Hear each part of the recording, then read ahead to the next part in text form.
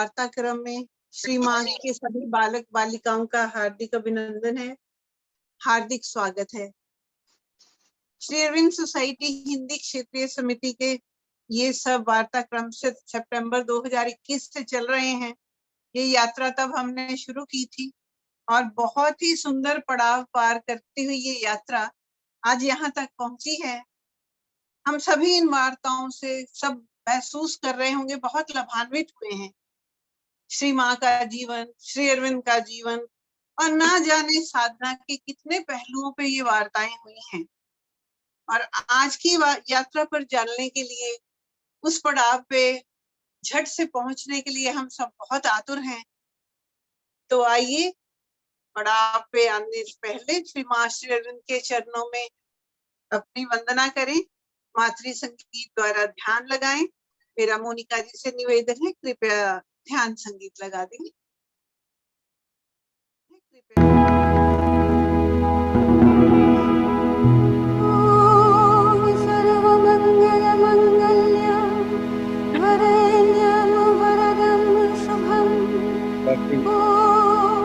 नमो भगवते भगवते श्री अरविन्दाय।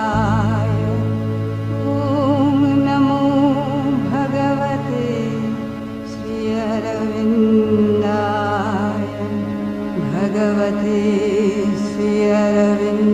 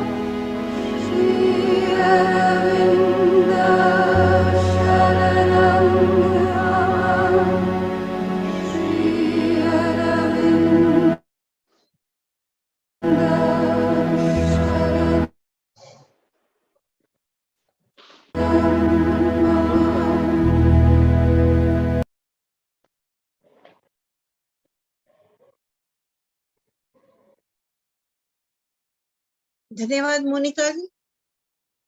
श्री माँ के सभी बालक बालिकाओं का पुनः बहुत हार्दिक स्वागत है, हार्दिक अभिनंदन है। हमारी आज की वार्ता, मनोज जी आवाज आ रही है ठीक? हेलो जी आ रही है, आ रही है मुक्ता जी, आ रही है। हमारी आज की वार्ता का विषय है चतुर्थ आयाम, फोर्थ डायमेंशन। आयाम का अर्थ है, अगर हम लोग बचपन से पढ़ते रहे हैं, आकार जैसे जब ज्योमेट्री पढ़ते हैं तो दैनिक जीवन में वस्तुओं को आकार के लिए हम जानते रहे हैं, लंबाई, चौड़ाई, ऊंचाई। और अतिरिक्त चौथा आयाम जब जानते हैं तो समय। परंतु जब हम बीइंग की यात्रा पर चलते हैं, सत्ता की यात्रा पर चलते हैं, तो उसका कुछ और ही मकसद होता है।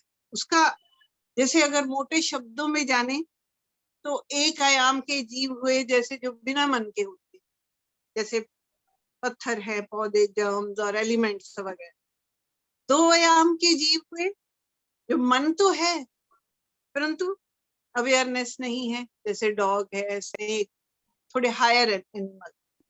और तीसरे आयाम के जीव हुए जिनमें मन और आत्म चेतना के है, वो है हम जैसे साधारण मानव। और चौथा आयाम जिसका हम आज जिक्र कर रहे हैं, उनमें है वो एनलाइटन बीइंग्स, सचेतनता के साथ, मन के साथ, जिन्हें एकीकृत कालातीत स्वयं की अनुभूति है। या यूं कहें, fourth dimension is a level of consciousness that in our human words and ideas represent a higher spiritual consciousness. It is a journey from human finite consciousness to infinite consciousness. तो श्री अरविंद और श्री माँ के आलोक में आज हम सबको प्रेरित करने आज हमारे बीच हैं हमारे वक्ता श्री अजीत सिबनिस जी। बहुत ही हमारे माँ के प्यारे बालक हैं, तो उनका मैं परिचय दे दूं। डॉक्टर अजीत सिबनिस हमारी कर्नाटक इकाई के प्रमुख हैं और श्री अरविंद सोसाइटी की एग्जीक्यूटिव कमेटी के सदस्य। वे सोसाइटी के बहुत सारे कार्यों के प्रभारी भी हैं। आप आईआईटी से इंजीनियरिंग विधा के स्नातक हैं, जिन्होंने बाद के वर्षों में इंजीनियरिंग में पीएचडी की।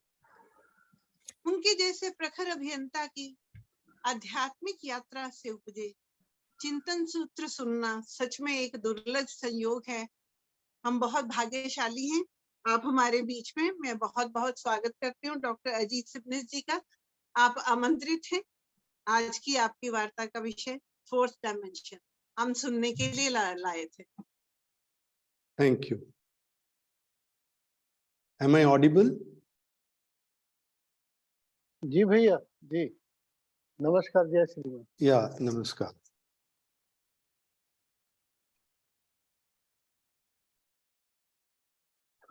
सभी को सादर प्रणाम and good evening to one and all. Today's topic, the fourth dimension, as Muktaji said, is very interesting topic.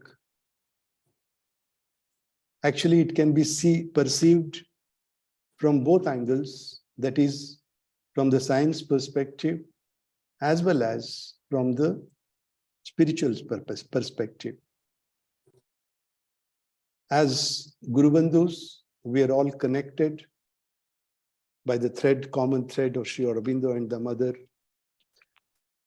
So I presume language will not become a barrier.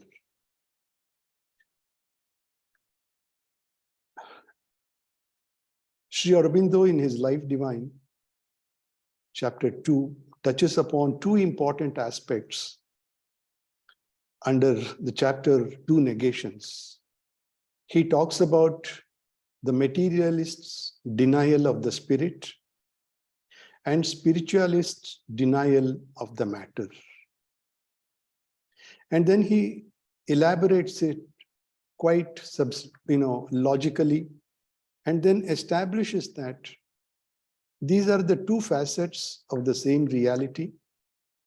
And unless we reconcile between physics and metaphysics, the puzzle of the universe is not going to be resolved.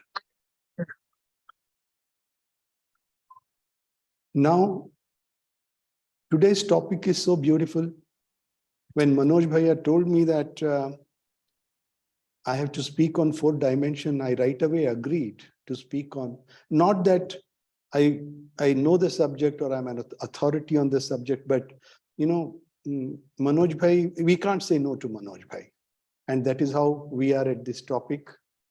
Thank you for inviting me for the second time. We all know, I would like to touch upon this subject from both angles, probably simultaneously.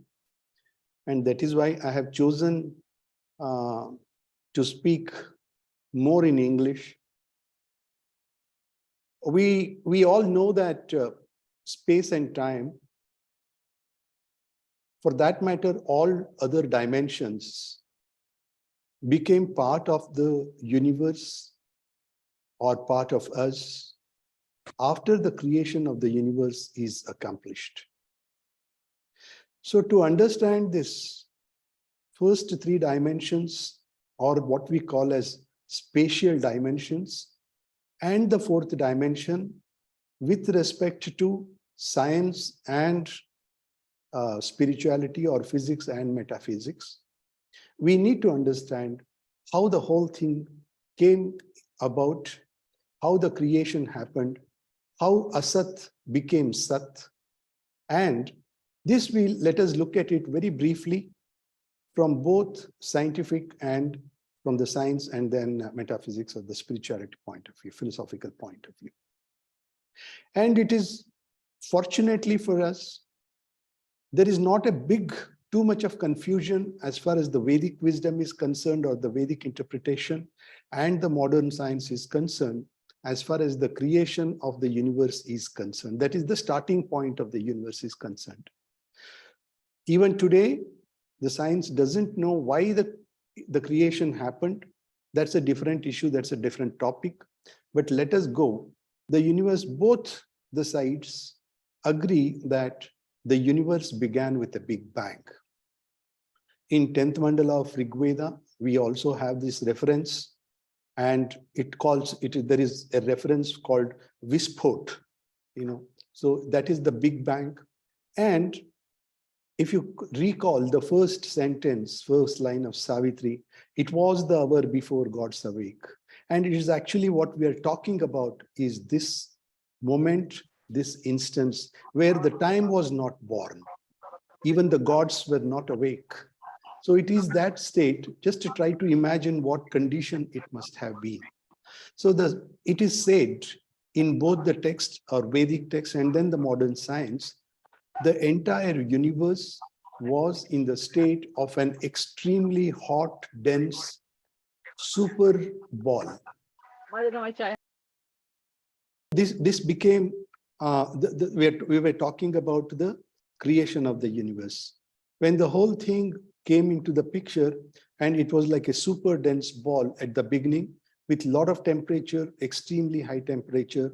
And we should know that there are four fundamental forces that govern the universe as on today, as even the science understands. And these are the gravitational force, the electromagnetic force, the strong nuclear force, and the weak nuclear force.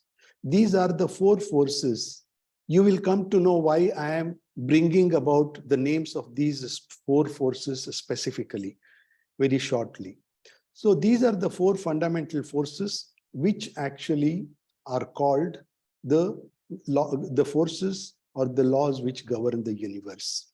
So these immediately, as soon as the Big Bang happened, as soon as the explosion happened, it is said that immediately after this, these four forces actually got separated, and then the universe started expanding.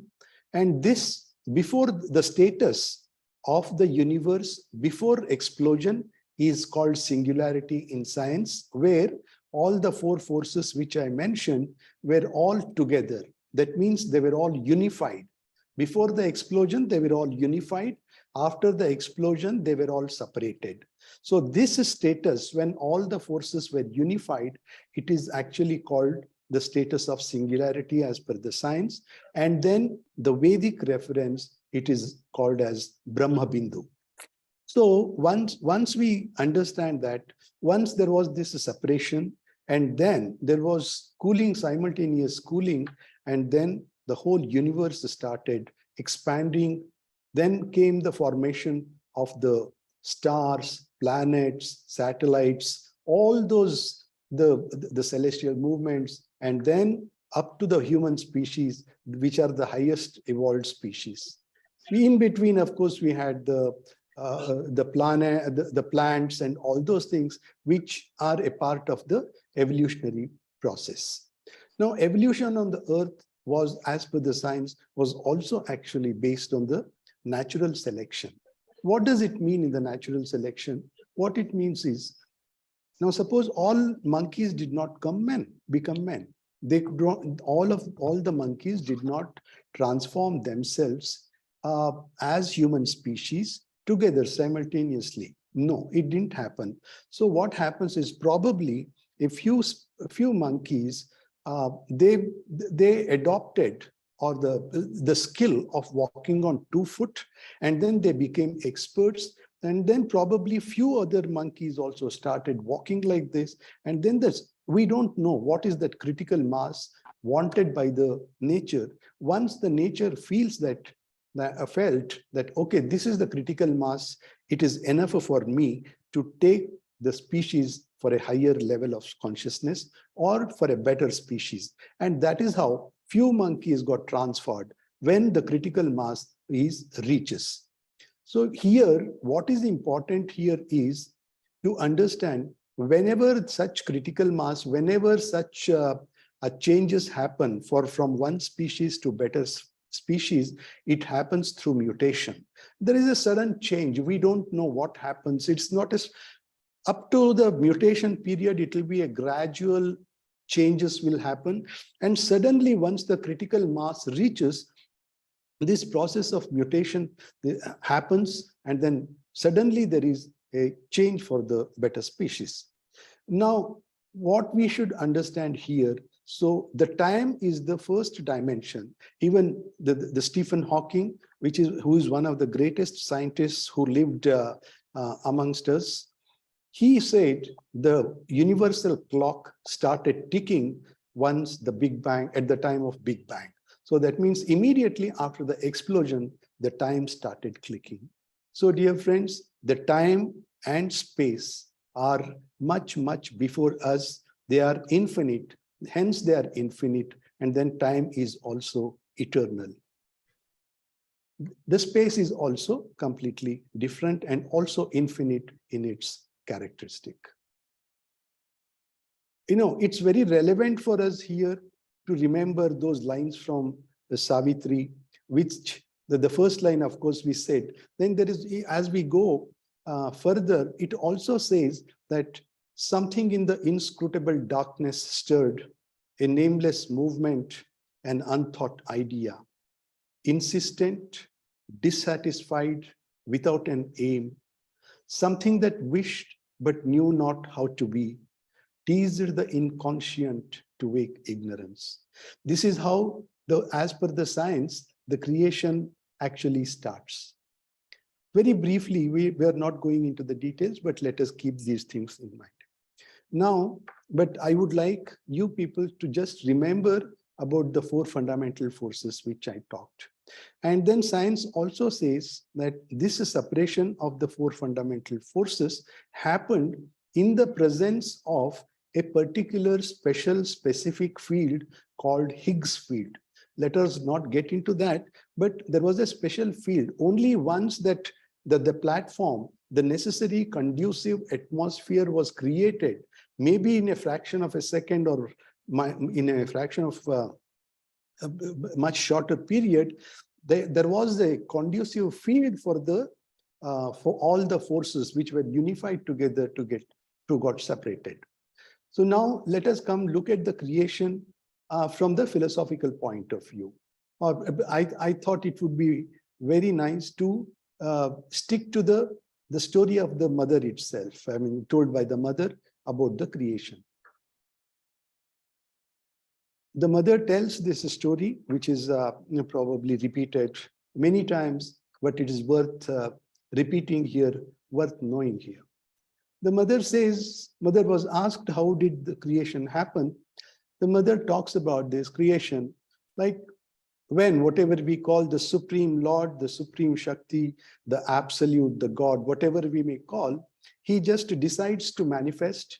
That is, he from Asat to Sat, he decides to manifest, and then he, it's very, he is an infinite. First of all, we should understand that the consciousness or the Absolute, the Supreme, is infinite. So how does the infinite, for the sake of manifestation, I mean, comes down and then becomes finite. So there has to be a process. And then he has to objectify himself.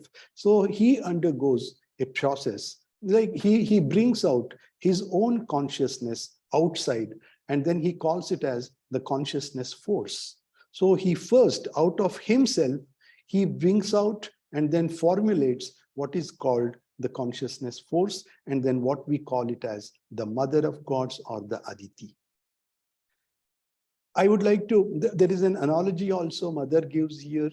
It is like, there is a huge potential. Ultimately, there is within the Supreme Lord, he has an infinite potential to do anything.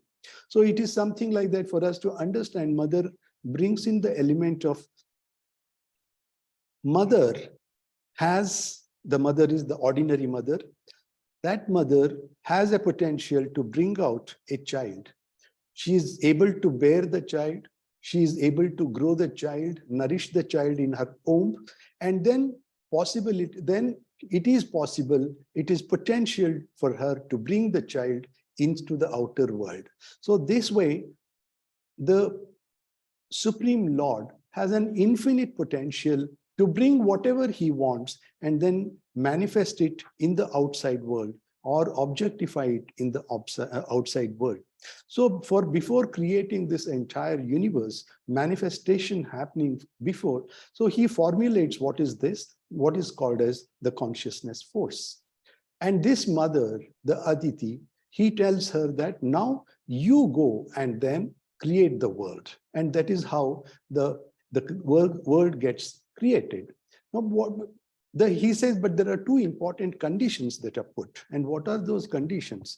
The manifestation should happen under two conditions of joy and freedom. The absolute joy and then the absolute freedom. So this joy and freedom, they become completely a part of the manifestation. Now the Divine Mother creates 4 entities: the light, which is the consciousness itself. Second entity is love. Third is life. And fourth is truth. So these are the 4 entities which are almost equivalent to the Godheads. She creates them and then she pours all her energies, because she is also infinite, because she is the creation, she is the formulation of the infinite Lord himself.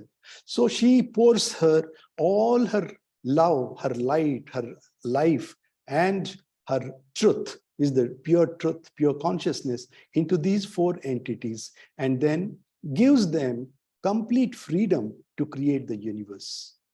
You remember the story of Brahma, the creator, and then how Indra, Varuna, Vayu, all of them in the Upanishad story, all of them, they start thinking that they are superior and nobody can, nobody can supersede them.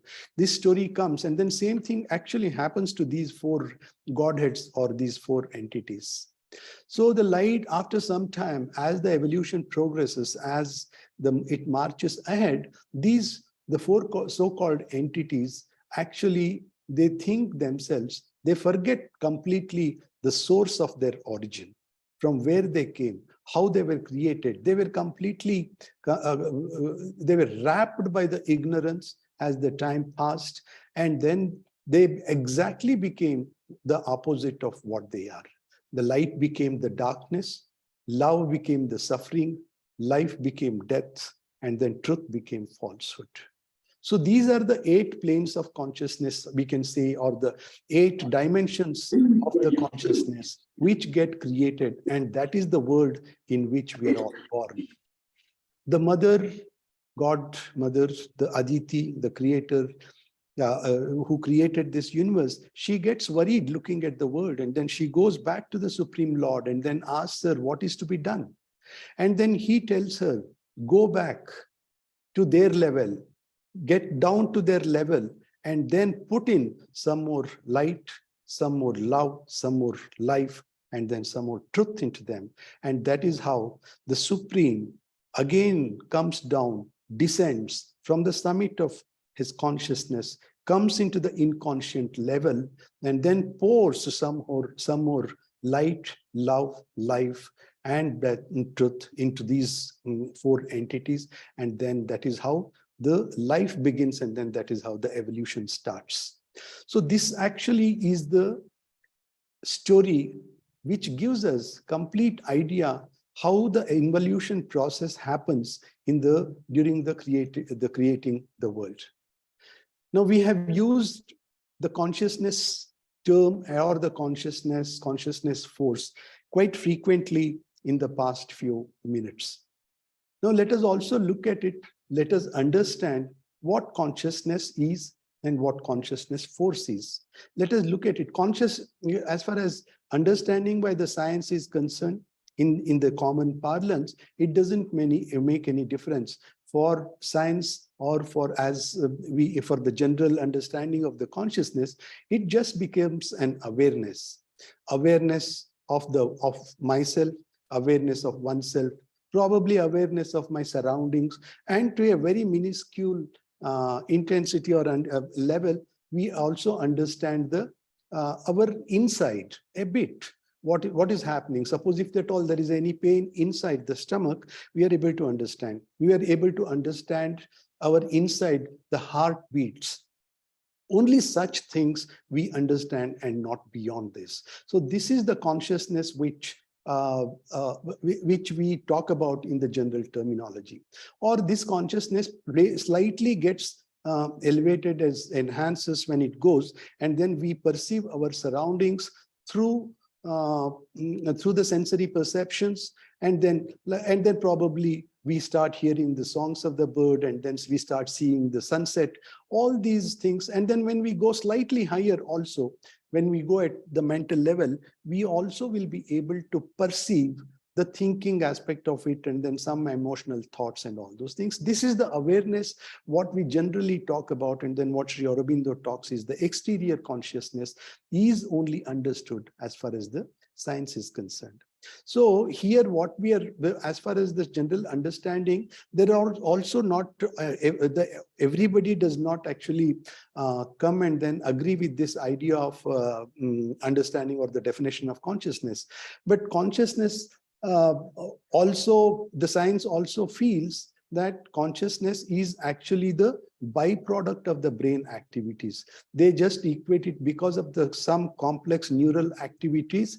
Then the interaction with the brain, the consciousness is evolved. So essentially, in simple terms, consciousness is a byproduct of brain. Some set of people say, and then some people actually say that it is the consciousness which is responsible for the brain activities. And then there are third set of people who actually says consciousness is a fundamental aspect in the existence or in the universe, like time and space, and hence it cannot be explained in terms of physical processes. This actually is the understanding of the science. Now, in terms of Sri Aurobindo, I think how he defines consciousness is something marvelous.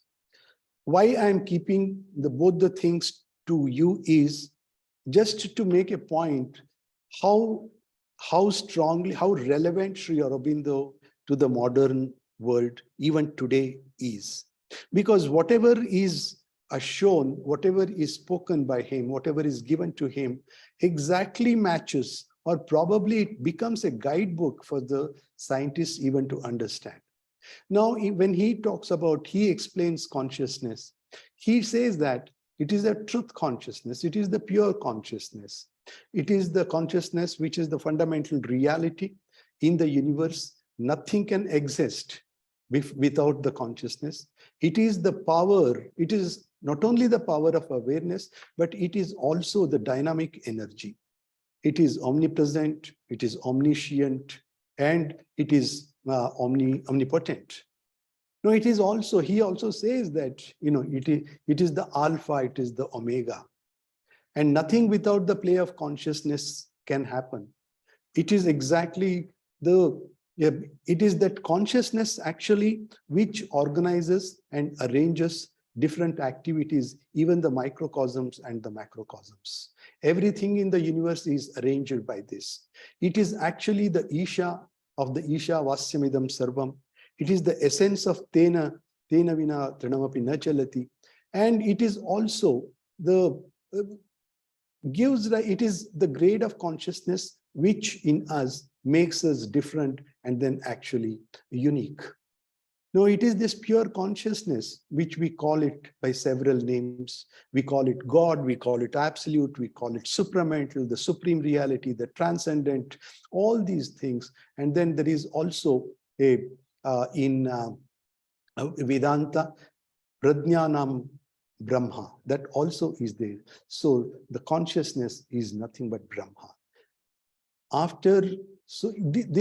Now we have actually established the relation between the space, the time, and consciousness.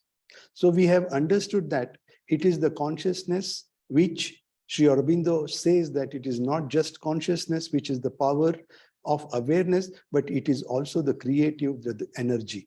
So this is where Sri Aurobindo tells us that the consciousness or the consciousness force is actually the primary dimension which actually has created this universe. It is only after this all other dimensions have created. Now let us keep this for a while. Now let us come to today's topic, and the title of the topic, fourth dimension. All we have right through our school days, whenever we talk about fourth dimension today, suddenly what comes to us?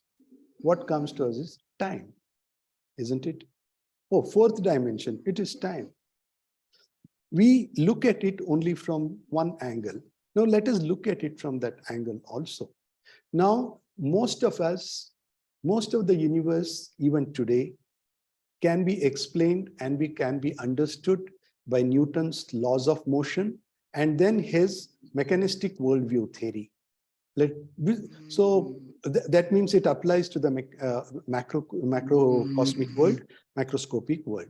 So most of the things are adjusted and then understood by him, by this. But this perception of understanding the universe got changed when Einstein came into the picture, and then he presented his general theory of relativity in 1916. It is very interesting to note that Sri Aurobindo and Einstein were actually contemporaries. The period of Einstein was between 1955 and 1879 to 1955.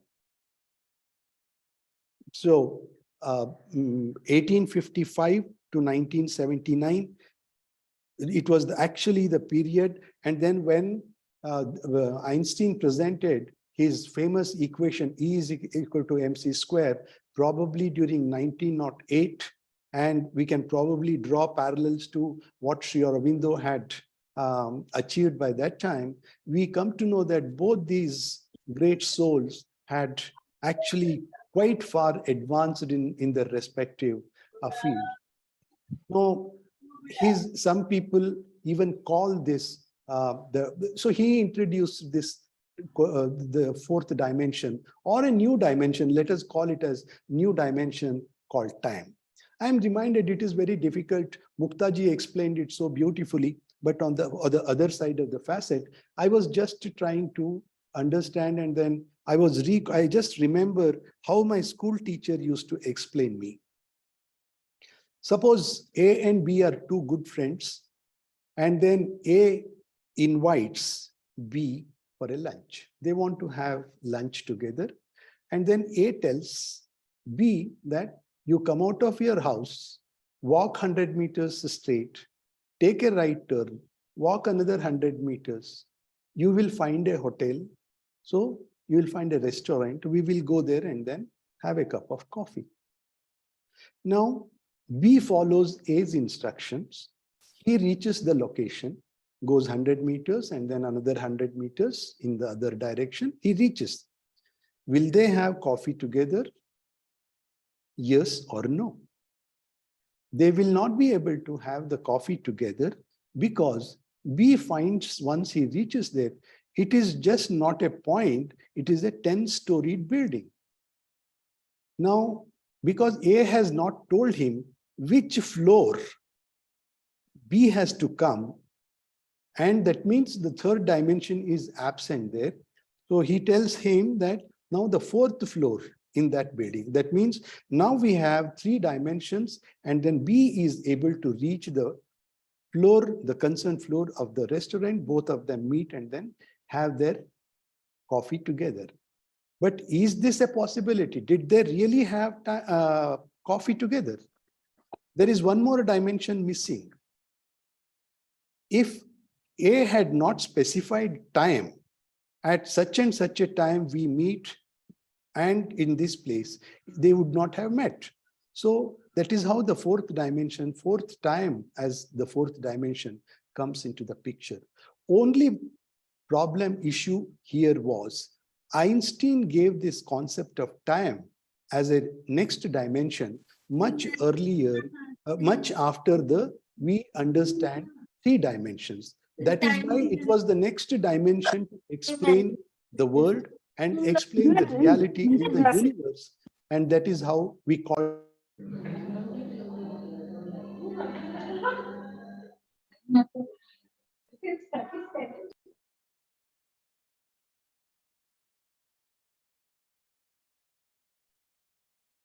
Doctor साहब आपका unmute करें. हाँ. Ajit bhai, please unmute yourself. Oh, you have not heard at all? When did it go? Just 1 or 2 sentences. Okay. We can hear you very well. Okay. Did you hear the story, complete story? Yes, yes. Okay. So if now I would like to, so once we have understood the 4 dimensions, it is only the fact that the concept of time as a dimension came much later than the other 3 dimensions. That is why conveniently, for the convenience sake, for the comprehension's sake, the time as a dimension was called as the 4th dimension, next to the earlier, succeeding the other 3 dimensions. But in reality, these dimensions, the time as a 4th dimension is completely independent of the other 3 dimensions. I hope you understand. The first 3 dimensions are called the spatial dimensions, which are enough to understand the space or the universe. We as common human beings, ordinary human beings, cannot go beyond this, cannot understand this. But science talks about 4D, 5D, 6D, 7D, it goes even up to 12D. But all these dimensions beyond 3D actually become mathematical models, which is extremely difficult for an ordinary man. For a man who has attained certain siddhis, or he has elevated his level of consciousness, actually, he will be able to understand these higher dimensions. There was also a time in the universe, we can actually try this.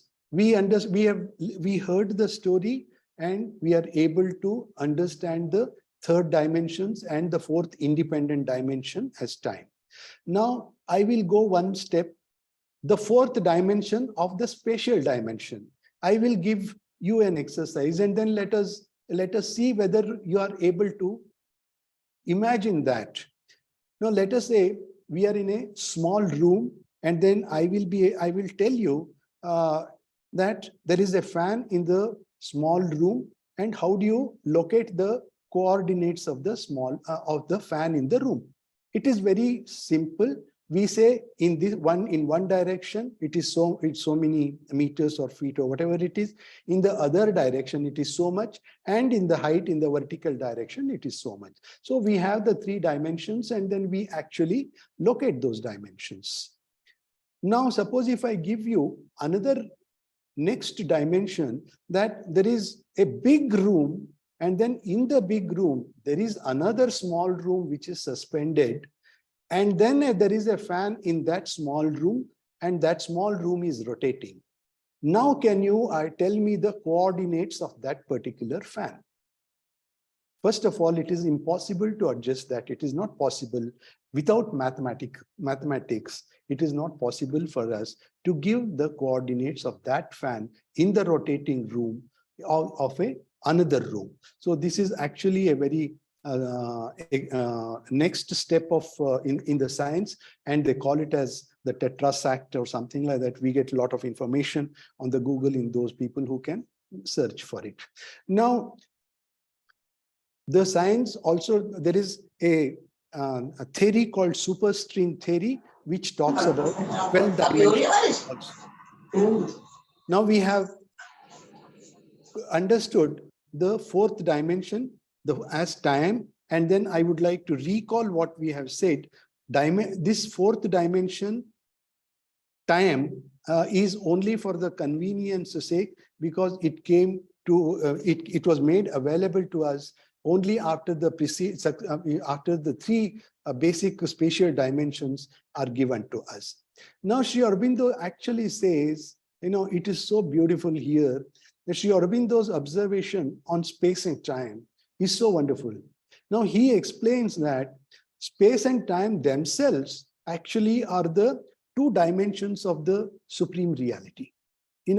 When the supreme being, as we said, in the process of manifestation, he formulates what is called as the consciousness force.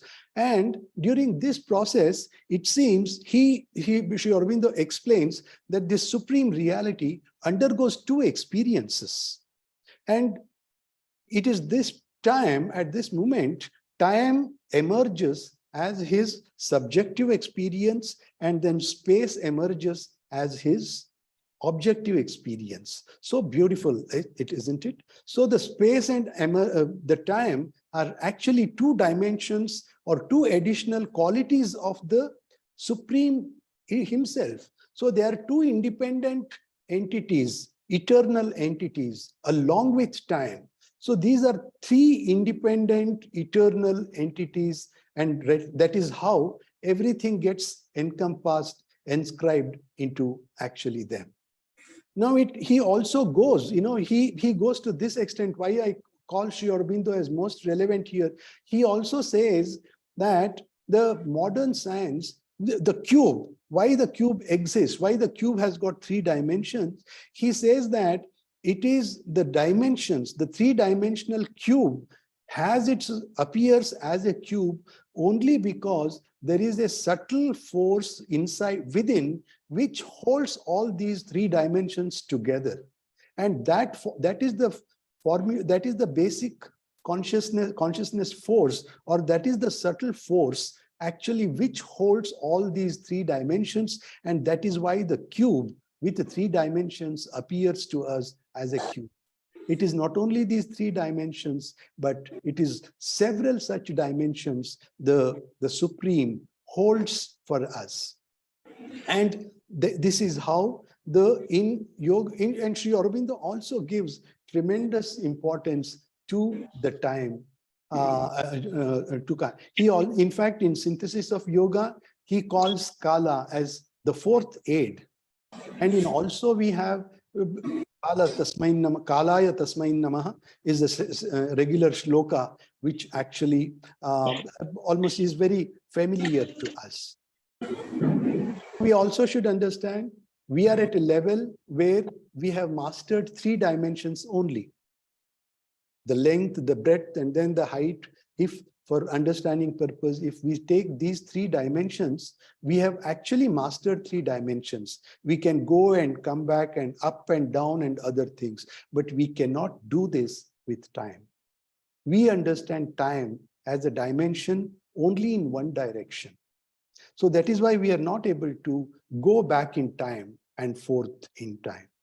We know the time existed because time exists eternally.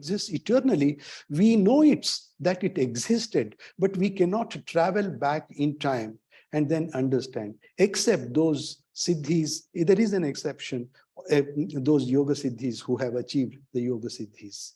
So this control actually over the time will become, and it is mentioned only when a man, the human species, gets elevated to the level of when he becomes Vijnanamaya Purusha or the Gnostic being, he is actually able to travel to and forth from time. Now we have understood actually what the creation is, what the consciousness is, and what are the dimensions, what are the three dimensions, and what actually is the fourth dimension. Fourth dimension is only time, that is only for the convenience purpose, but actually the entire dimension, one primary dimension, one primary force, or the dimension of the Supreme Lord, which holds all these other dimensions, is the consciousness force. And that is the primary dimension of the Supreme Lord itself.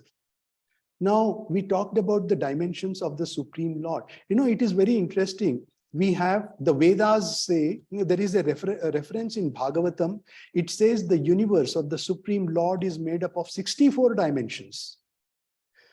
The Puranas talk about 14 lokas, and then each loka is considered itself as a dimension. And Mother talks about 12 dimensions. She says, in addition to the 7 chakras, there are 5 more chakras, which when she was experimenting with the Theon, and then she says she could actually identify 12 dimensions. And then Sri Aurobindo talked about 8 into 8 dimensions, which we will see shortly. And in all these things, and it's one more interesting thing is the superstring theory talks about 12 dimensions. And the one more well-known scientist, reputed scientist, Professor Kaku, who is an expert, who is considered as an expert in superstring theory, and who is living right now. You can search Google and then you will find many of his talks on superstring theory and other things. He actually says, it is wonderful. Every time I start working on these dimensions, I end up with these numbers of 8, 12, 16, or the multiples of 4, or the multiples of 8. And I end up with only these 4, 8, and then multiples of 4 and 8. So this is a beautiful condition. And then so now, so far in the discussion, if you really analyze, we have always talked about in the multiples of 4 and 8 only. Now let us understand what is the cosmic dimension. Now, as far as the cosmic dimension, as Sri Aurobindo has put it, he says in the process of involution, when the Supreme came down from the summit of his consciousness, down he comes below, and then in the process there are 8 lokas which are formed, isn't it?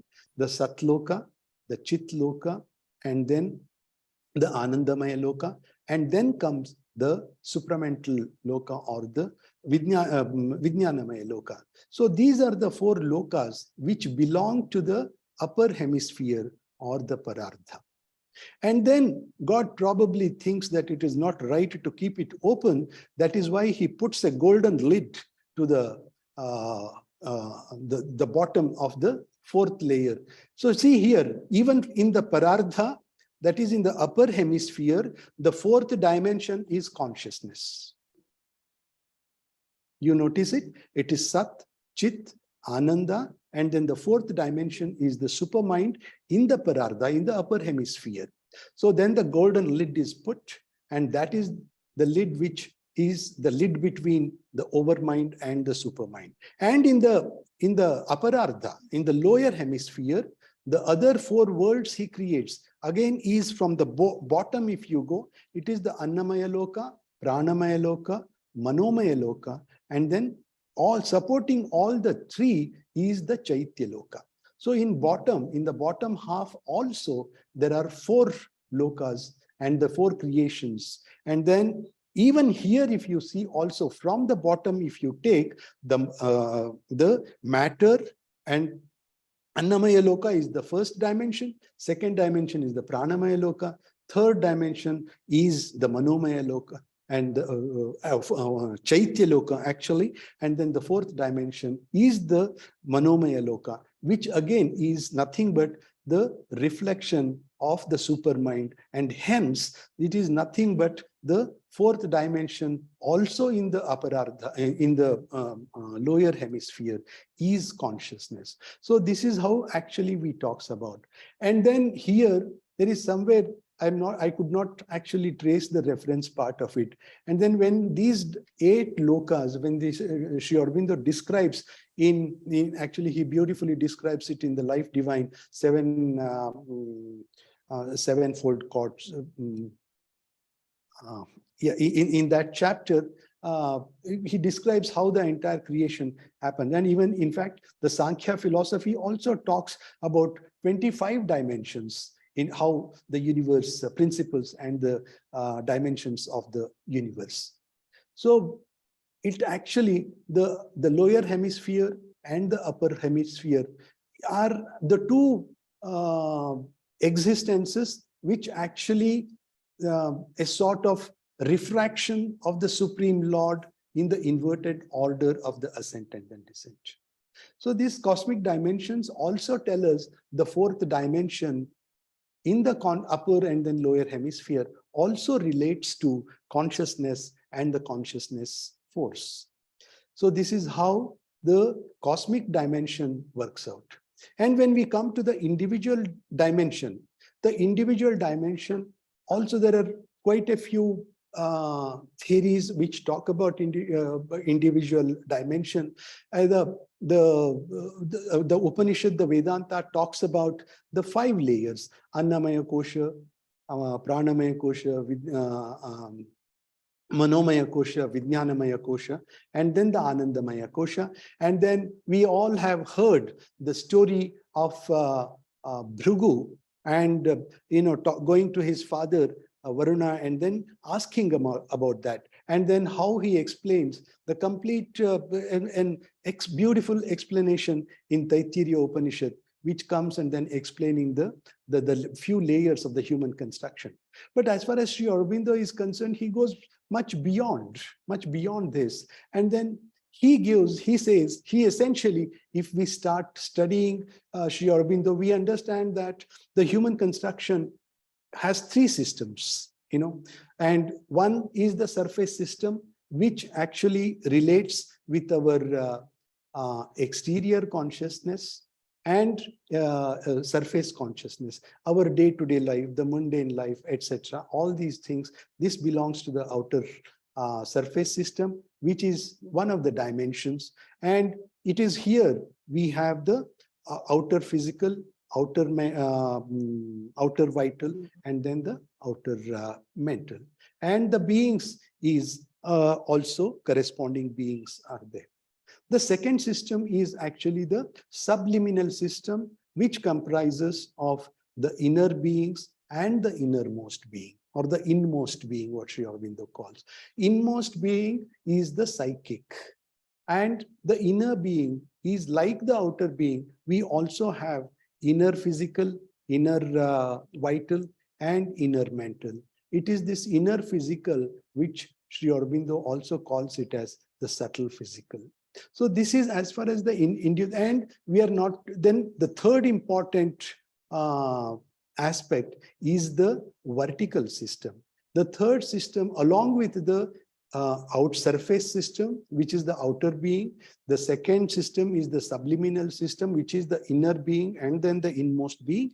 There is a third system which actually comprises of ascending and descending series of consciousness within the man, so within the individual. So these ascending and descending series of consciousness actually varies from the inconscient level to the supreme truth consciousness level. Sri Aurobindo, as we know, Sri Aurobindo actually details the gap between the inconscient and the supermind is huge, and that is how he establishes he bridges this particular thing, and he establishes between the ordinary mind and the supermind, the higher mind, and then the illumined mind, intuitive mind, overmind, and then supermind. And it is at this overmind level where actually there is the overmind, the higher part of the overmind, which is closer to the lower part of the supermind, is actually the interface, and that is the golden lid which we talked about. And then that is the Hiranmayena Patrena Satyasyapihitam Mukham Tattvam Pushana Pavrunu Satya Dharmaya Drishtaye. And it is that golden lid which one should break, and then it is there once the ascending happens simultaneously, ascending and descending of consciousness happens, the supramentalization takes place. So this is the third important system, so the dimension of the individual. Now these are actually, so we talked about the cosmic dimension, and we also talked about the individual dimension. And I was actually thinking, and what other dimensions could we think of? Even probably mother's symbol itself gives an idea that mother symbol, the external petals, actually the mother symbol itself gives us the idea that integral yoga itself is 12-dimensional. Just imagine the mother's symbol, and the integral yoga is actually at the core, and then the outside 4 petals, each petal representing the integral yoga, actually can be understood with the 4 founding pillars. One is the integral Advaitism aspect of integral yoga, and integral Advaitism has got 3, can be explained in 3 sub-dimensions. One is the concept of the absolute, and then the other one is the concept of the real world, which is important. And then it is the reconciliation between the spirit and the matter. This forms the essence or the sub-dimensions of the primary dimension of integral Advaitism, of integral yoga. And then the second set of the dimensions, the sub-dimensions, comes as Sri Aurobindo's yoga is nothing but the evolution of consciousness itself. And in this evolution of consciousness, if we take as one of the pillars, we have evolution, devolution, and involution in the reverse way. So these are the 3 dimensions. So the third pillar itself, Sri Aurobindo talks about, is the self-discovery aspect. How do we self-discover? What is the self-discovery? Is nothing but the 3 dimensions, individual dimensions, what we talked about, the outer being, the inner being, and the vertical system, the ascending and descending series of consciousness. And actually the 4th pillar is the pillar of sadhana. How do we achieve the sadhana? How do we come to the goal? How do we achieve the goal of integral yoga? This is what Sri Aurobindo talks about. And then the fundamental pillar of this aspect is the triple transformation, which talks about. So in this triple transformation, we have psychicization, and then we have spiritualization, we have supramentalization. This actually, so 4 pillars, every pillar with 3 sub-dimensions, which actually gives us 4 into 3, 12 dimensions of integral yoga. So here, I think it's almost 1 hour, and this is basically what I wanted to say in terms of the dimensions which we are talking about today. And in conclusion, what I would like to say is 4th dimension is actually only for the general understanding purpose. The 4th dimension need not be confused with let the science of for the general understanding, let us go ahead with the time. It is only an additional dimension. In fact, it is the 1st dimension in the other domain. So first 3 dimensions are actually the spatial dimensions. The time as a dimension, it is called phenomenal dimension. And some scientists or some people are also calling it as phenomenological dimension. Phenomenology is a study of consciousness how in human development. So even there, the consciousness is coming into the picture. Few decades back, consciousness was never even considered by the science, and it was not completely left out. But it is only in the recent times the consciousness and the spiritual, the science is also considering very seriously. A lot of studies are going on, and the physics and metaphysics, so science and spirituality are showing trends of convergence. And dear friends, I think this is all I had to say about today's topic. And I once again thank you very much for giving me this opportunity to share some of the things. Can I have a and then if there are any questions, we can discuss them. Thank you very much. Ajit, can I have I have a quick question with you. Yeah. Ajit, can you hear me? Yeah, I can hear you, Pradeep Bhaiya. I can hear you. You have encapsulated the whole of Life Divine today, right? Yeah. You packed in 1 hour. You packed in I don't know how many hours today, right? I mean, I thoroughly enjoyed your talk. I wish you had broken up this talk in maybe four stages. Yes. But you know what you've packed in is difficult to contain mentally, right? So I mean, some of us who have read Life Divine realize that you have, is you put Life Divine before us in a capsule practically, you know. So what I want to understand is when we say that we are limited by time and space. We're talking of the spatial dimension and time, right? We're talking about the two dimensions of this time. We're limited by time and space. So how do we when we go beyond that, when we go beyond the limitation? The process of going beyond the limitation is going beyond, is evolving. Yeah. Now going in that. Yeah, going beyond the limitation itself is the aim of integral yoga, isn't it? From as we go higher and higher into the consciousness, and once we merge with the Supreme, that is, once the supramentalization happens in an individual, then he becomes one with the infinite. Then we are not limited by space and time. Okay. And that is why I said only when one becomes a Gnostic being, he has the control over time dimension.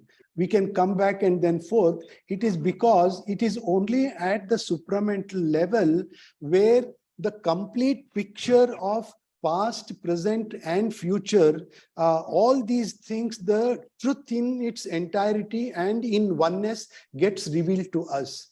Below that level, it is all the mind game, which, as Sri Aurobindo puts it, even the overmental gods have, it is the union or the unity is not there. The multiplicity still continues even at the overmental level. So it is at the supramental level where the unification takes place, the multiplicity, that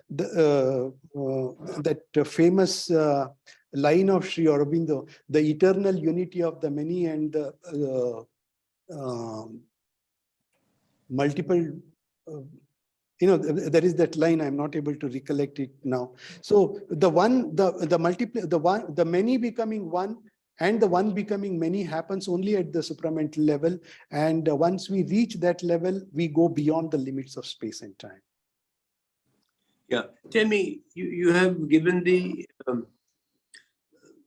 you mentioned the 12 petals. And you talked of the 12 dimensions. Yeah. Yeah, the inner four, the 4 powers that you talk of the mother, basically. And then the outer 12. And you call it the 12 dimensions. 12 virtues, we call it, and then we talk about the four major powers of the mother. So we're talking of 16 here. Yes, in a way, yes, 16. So, but you're talking of the 12 dimension that Yeah, Taking no, it- the 12 dimension of integral yoga, what I did is only my interpretation. I was actually trying to use mother's symbol to understand how can we understand integral yoga using mother's symbol. And then when I was thinking about it, and then this gave me an idea that the mother symbol can be beautifully explained. And then if we fit the dimensions there, the primary dimensions and then the sub dimensions to it, the Sri Aurobindo's integral yoga, you said it has to be split in 3 or 4 units, and probably this can be done in these dimensions under one pillar. I said pillar actually, so they're not the powers of the mother, and as I explained, there is the understanding of the integral yoga. That is how for my understanding I had done that, and then I just shared it with you all. No, it's wonderful. I'm feeling very, very happy, very enlightened by your entire talk. I really beautifully prepared, and put in just 60 minutes. It's amazing. I've greatly enjoyed this. Thank you, Pradeep. Yeah, any other question?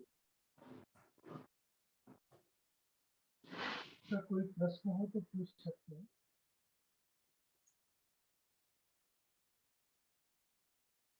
Unmute करके पूछ लीजिए किसी को कोई प्रश्न। मनोज भाई, आप जी मनोज भैया, चैट बॉक्स में तो कुछ नहीं है। असल में उसको पचाने में इतना हम खो गए हैं सारे।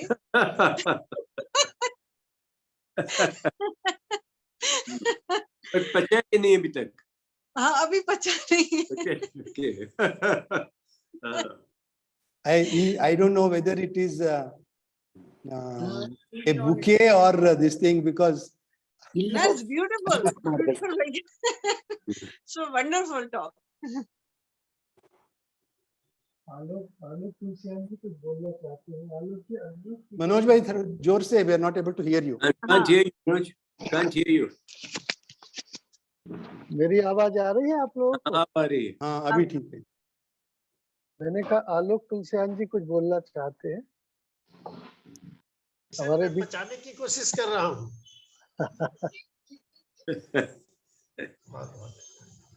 अभी तो चबा ही रहे हैं कि बचा है? चबा ही रहे हैं सर। अभी तो चबा ही रहे हैं। चबाते चबाते इतना समय निकल गया। So Ajit. हाँ प्रदीप भाई, yeah. Ajit, अभी तो 60 minutes तो we are chewing only. So the digestion part is going to be much later. Doesn't matter. I think whole life is there, whether it happens in this life or the next few more lives. Except the only thing what you have done is you made us chew much more than we can digest, you know, just now. पर भैया ने गागर में सागर भर दी, इतने सच में इतने थोड़े टाइम में। सागर भर दी, सही बात। और Ajit, can I make a small reference? Please. Pawan speaking. Yeah.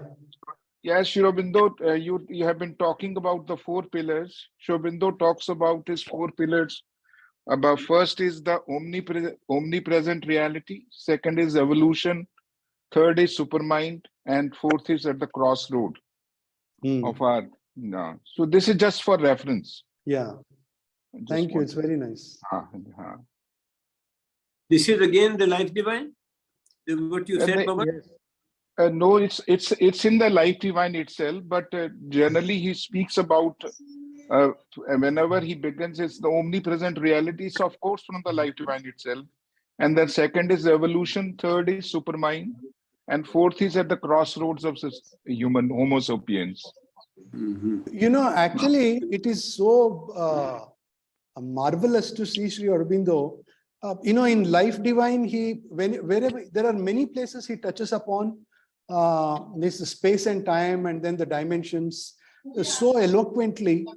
In Upanishads, his commentary on Kena Upanishad, Isha Upanishad, he beautifully explains how it happens, and then he brings in the comparison And in Life Divine, he goes completely different and he explains it completely. In Letters on Yoga, it is so different. In Letters of Yoga, he makes it so simple and then so that disciples can understand. But in his Life Divine, it really takes a lot of time to understand what he means by space, what he means time. And another beauty I understood is Sri Aurobindo never says it is space and time. Wherever he uses it as time and space. And it is so beautiful to see that it is the time is the first dimension to come into picture and then followed by space. The time dimensions begins immediately after the Big Bang takes place. It is only after the expansion of the universe as it cools down, then the space goes on forming, and then even as on today, as per science, the universe is expanding. That is why we call it as expanding universe. So we are not, the universe is not seeing any contraction. Even till today, the time is also extending, the space is also extending, because our measurement of time is the maximum limit is only in the light years, and as compared to if at all there is any horizon to the space, which is the infinite horizon. That's why Sri Aurobindo uses infinite boundaries, or the framework, infinite framework within which we come under. So these oxymorons used by Sri Aurobindo, they themselves are it's a beautiful journey to begin with. And when he starts talking about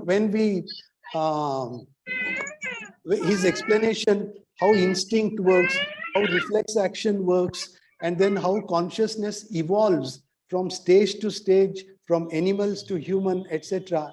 And these several experiments what we conduct, for a simple experiment, what makes the birds, to follow that extremely complicated, simple, beautiful arrow formation.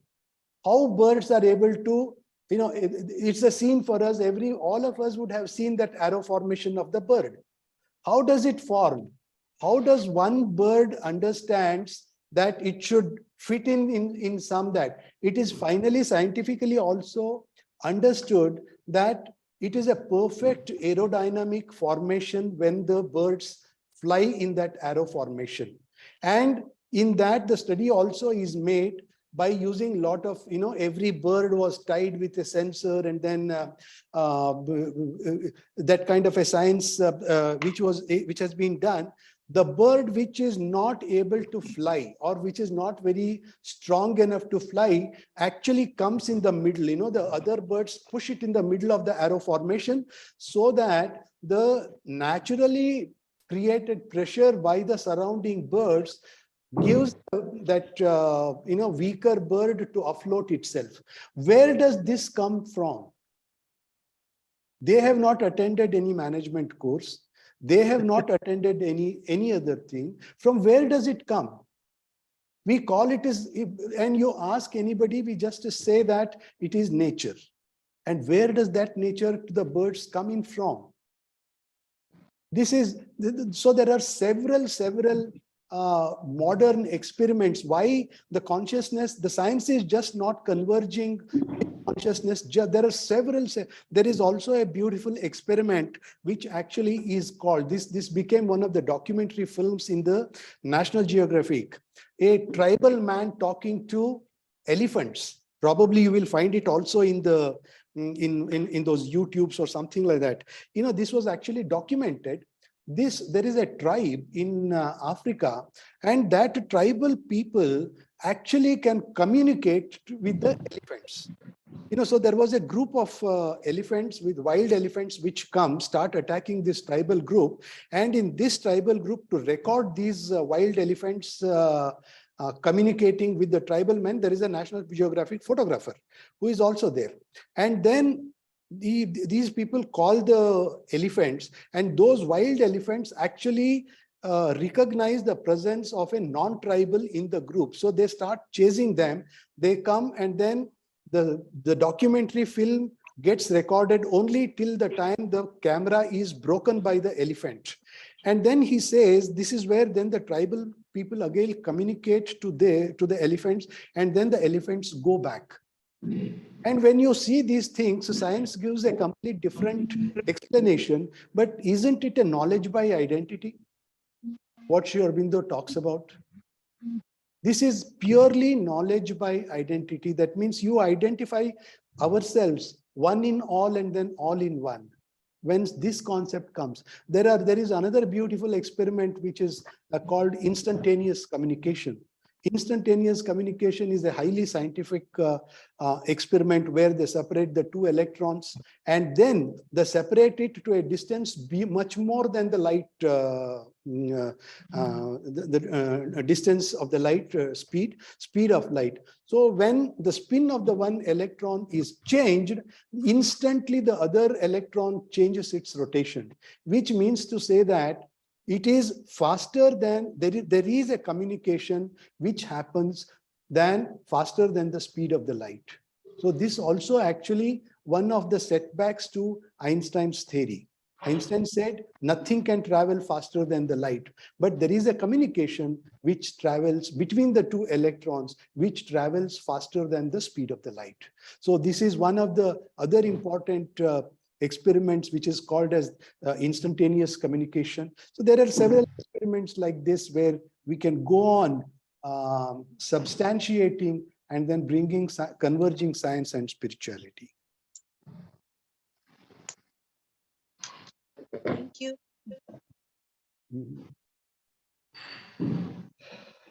There are some 4 chats. If Rajalakshmi जी ने कोई प्रश्न पूछना चाहा था। Rajalakshmi madam, आप कुछ पूछना चाहती थी?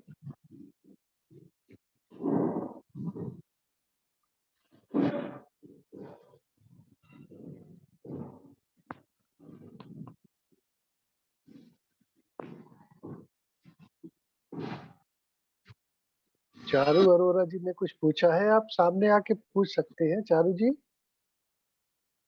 जी, thank you, sir. Thank you, Bhaiya. I have read somewhere, a long time back, the 4th dimension is called the Turiya. That is the silence between two sums, like Om. So is that the same thing? Yes, I mean that we are talking about the same thing, when we talk about the consciousness in 4 stages of consciousness, isn't it? Awakening state, that is the dream state, sleep state, and then the 4th state is the Turiya state. That is where actually those are the, so now this dimension has got a different meaning at every step. One is the dimension, what we talked about as a unit, we talked about as a spatial dimension. Now suppose if I say Sri Aurobindo has a multifaceted or the multidimensional personality, we have a different meaning for the dimension, isn't it? So these are the 4 stages, the 4 states of consciousness, the waking state, and then the dream state, sleep state, and then the final state is the Turiya state, which is actually the Samadhi state also. Which is almost equivalent, where we go deep into it and then forget about ourselves, where the consciousness is working, but we are not completely aware of anything else. This is Ajit. Thank you. Maybe Ajit, can I ask a question? Yeah, you mentioned the elephant, this communication with elephants. There's also a movie called The Horse Whisperer. And now there's a dog whisperer also. Oh, dog whisperer, yeah. And horse whisperer. So in fact, now they're communicating with more and more species of animals. Yes. I mean, the recent Oscar award winning movie, The Elephant Whispers. Yeah, right. I think there is nothing but 2 human beings communicating and then completely understanding the languages of the elephant itself. So, well, there are many more questions, but there's not enough time. नहीं time का कोई नहीं भैया, किसी के पास प्रश्न हो तो you were talking so much about the life divine, and you say that Savitri, is life divine in poetry. Yes, yeah. So I mean, this is a very loaded statement that being made, and can you No, expand. according to me, Savitri is Sri Aurobindo's experience as he grew and then touches the supramental level. And then that is why he keeps it, revising it even till the end. So, Premananda Kumarji used to say this beautifully, that, this is, if life divine is, Tattva Grantha, it's completely the Siddhanta, his philosophy, his principles, and all those things actually is in life divine. And then Savitri is like Parayan. It's a daily recitation where it is the experience. Actually, we become one with Savitri. I don't know. So everybody feels differently when they read Savitri. But when it is said that Savitri is life divine in poetry. Naturally, because So what it means, I think, I don't know. no, what it means actually is in life divine, as I understand Pradipbhaiya, in life divine, he says, let us say, if he talks about the possibilities, that life divine, it is possible for an ordinary human being to rise to the level of supramental being, and then it is possible for to bring down the supramental consciousness into the earth consciousness. It is a possibility, and then all the possibilities, descriptives, everything, how it is done, the theoretical aspect of all these possibilities is given in life divine. But how do you do it? Did you do it? Have you done it? Is it possible to do it? That actually is the experimentation done by Sri Aurobindo himself, on himself, and of course by the mother. And both of them have actually shown step by step how they climb to the level of supramentalized. Great. Very nice. Very nice. And that is how all the words and descriptive words. And then every time the experiences change, Sri Aurobindo probably revised those lines in Savitri. Even up to the last minute. Yes. Even in 1948 also. Yeah. You know how unhappy Nirodha used to be when every day he used to revise. And he was his scribe. And he used to say, now you can tear that up. So he used to say, what beautiful lines you've written, why are you tearing it up? He said, no, that's of no use anymore. He used to go, and the amount of papers that he tore, he was not allowed to keep them, by the way. What he wrote, he had to tear it up. Right. Yeah. So anyways, beautiful interaction. Thank you so much. Thank you, Pradipbhaiya. Thank you, Bhaiya. Thanks a lot. Thank you, Mukta. Manoj ji, आप अगला कार्यक्रम. ये पहले तो मैं प्रदीप भैया को बहुत धन्यवाद देना चाहता हूँ कि उन्होंने आज समय निकाला. हमारे जो भी गणमान्य साधक यहाँ हैं, अलग अलग सेंटर ब्रांचेस से, सोसाइटी के बाहर के भी बहुत सारे लोग हैं, तो मैं सबका बहुत शुक्रिया अदा करता हूँ. अजीत भैया ने बहुत विस्तार के साथ आज अपनी बात कही है, क्योंकि उन्होंने अधिकतर बातें अंग्रेजी में कही, तो उसका कुछ मैं सारांश उन लोगों के लिए जिन्हें अंग्रेजी समझने में दिक्कत होती है. उन्होंने सबसे पहले बिग बैंग थ्योरी के माध्यम से क्रिएशन के विषय में बताया. उन्होंने कहा कि क्यूब हमको 3 डायमेंशनल दिखाई देता है, क्योंकि उसके भीतर एक परम की चेतना है जो उस 3 डायमेंशन को होल्ड किए हुए है, और वो जितने डायमेंशन को दिखाना चाहती है उतने हमें दिखते हैं, वो उसकी प्रज्ञा प्रकाश में हम देख पाते हैं.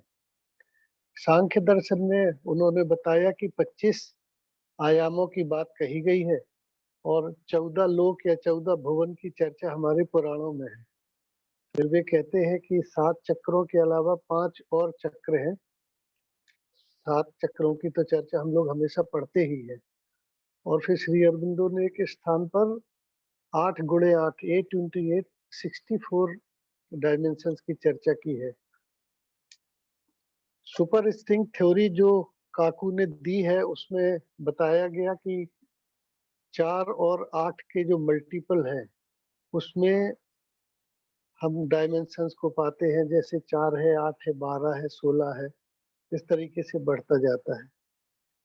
आगे जाके उन्होंने चर्चा की दो हेमिस्फीयर की, अपर हेमिस्फीयर जिसको हम लोग अपरार्ध कहते हैं और नीचे का हेमिस्फीयर जिसको हम लोग लोअर लोअर हेमिस्फीयर कहते हैं, जिसमें उन्होंने बताया कि जो अपराध है ऊपर वाला उसमें सच्चित और आनंद की चेतना है और उसका उन्होंने बारीकी से विश्लेषण किया।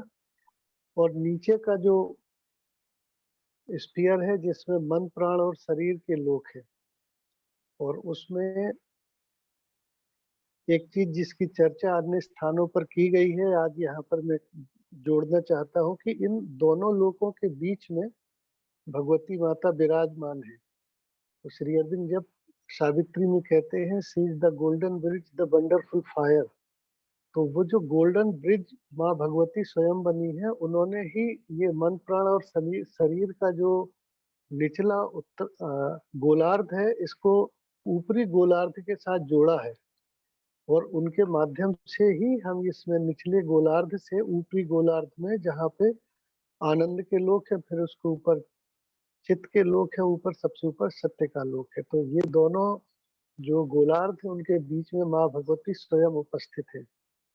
भैया ने बताया कि जो माता जी के सिंबल का सहारा लेके उन्होंने एक व्याख्या की, और उन्होंने बताया कि जो चार बीच में महाशक्तियां हैं उसमें अद्वैत की उन्होंने बात की, एब्सोल्यूट की बात की, रियल वर्ल्ड की बात की, फिर स्पिरिट और मैटर की बात की, इसकी रिकॉन्सिलेशन की बात की। तो ये सब इतनी मनमोहक चर्चा है, इसको वास्तव में ठीक ही कहा गया कि इसको समझने में बहुत समय लगेगा, पर जिन लोगों ने भी इसका आनंद लिया है वो सब इस बात से कहीं ना कहीं सहमत होंगे कि ये एक ऐसी यात्रा है जिसपे हम सब जाना चाहते हैं।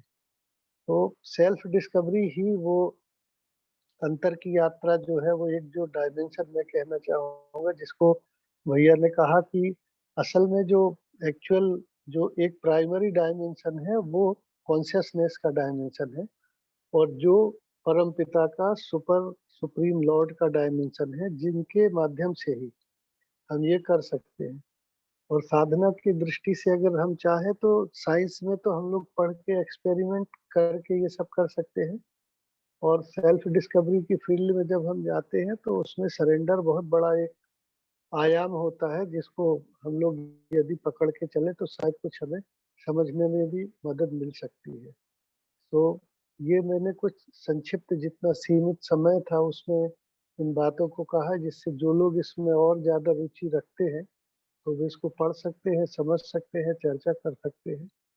आज यहाँ जितने लोग उपस्थित हुए हैं उन सबको मैं विशेष रूप से बहुत धन्यवाद देता हूँ, और हिंदी क्षेत्रीय समिति की ओर से ये जो कार्यक्रम चल रहा है इसमें हमारा हमेशा ये प्रयास रहता है कि अच्छे से अच्छे और विभिन्न विषयों के जो विद्वान हैं, जो श्री अरविंद और श्री माँ के माध्यम से ये जो वैचारिक यज्ञ है इसमें आए और अलग अलग विषयों पर अपनी बात रखें। डॉक्टर अजीत सबनीस का मैं विशेष रूप से धन्यवाद देता हूँ कि उन्होंने मेरे इस अनुरोध को, हिंदी क्षेत्र के इस अनुरोध को स्वीकार किया और इतने अच्छे तरीके से इस विषय को रखा। सो मैं सबको बहुत बहुत प्रणाम करता हूँ, और आप सबसे निवेदन करता हूँ कि इसी तरह ये जो हमारा वैचारिक यज्ञ है इसमें आप लोग सम्मिलित होंगे। अगले महीने फिर से हम लोग मई के महीने में आखिरी रविवार को एक नया विषय और नए वक्ता को लेकर आपके बीच में उपस्थित होंगे। बहुत बहुत धन्यवाद। जय श्री राम। धन्यवाद मनोज भाई। मोनिका जी कृपया मातृ संगीत चलाएं ताकि ध्यान के बाद हम जी मैम।